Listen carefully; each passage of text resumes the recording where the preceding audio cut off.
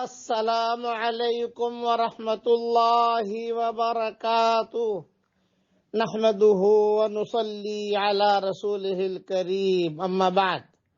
آج کا سبق سن لیجئے۔ آج کے سبق کی سرخی ہے پیارے اللہ سے محبت کیجئے، پارٹ نمبر 132۔ کتابوں میں ایک عجیب و غریب قصہ لکھا ہے علامہ ابن سیرین رحمۃ اللہ علیہ کا۔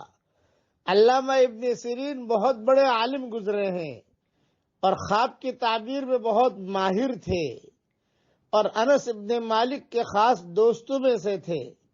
اپنا قصہ خود بیان کرتے تھے کہ میں نے ایک مرتبہ غلطی کی وجہ سے کسی کو طعنہ دے دیا۔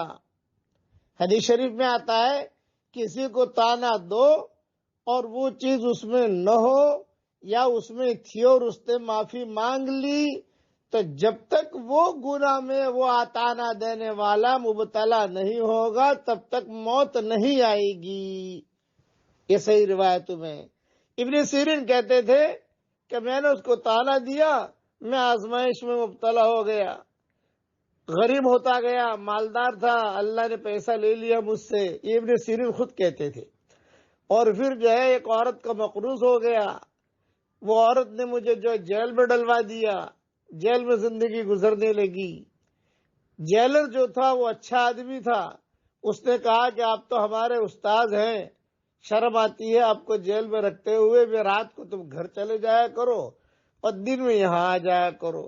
ابن سیرین نے کہا کہ نہیں، مجھے تو یہاں حکومت نے رات اور دن جیل میں رکھا ہے، میں تو یہی رہوں گا۔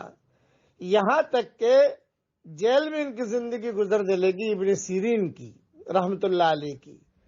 اسی حال میں حضرت انس بن مالک کا انتقال ہو گیا۔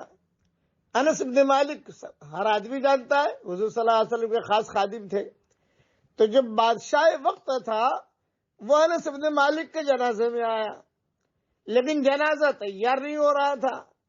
بادشاہ نے کہا بھی دیر کیوں ہو رہی ہے؟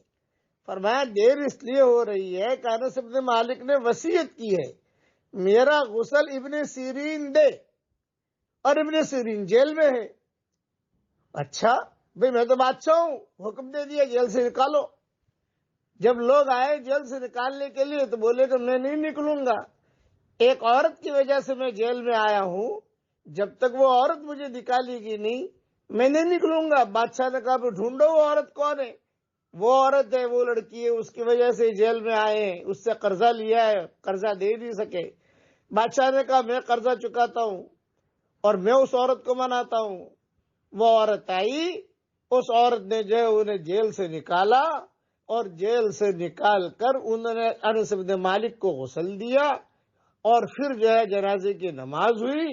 بلکہ بعض مورخین نے لکھا ہے کہ جنازے کی نماز بھی انہوں نے ہی پڑھائی، ابن سیرین نے۔ اس پر وہ روتے تھے اور کہتے تھے کسی مسلمان کو بھی طعنہ مت دو، ہو سکتا ہے کہ اس نے اللہ سے اپنا معاملہ کلیئر کر دیا ہو، اس لیے اپنی زبان کی حفاظت کیجیے۔ اب پڑھیے میرے ساتھ، اللہم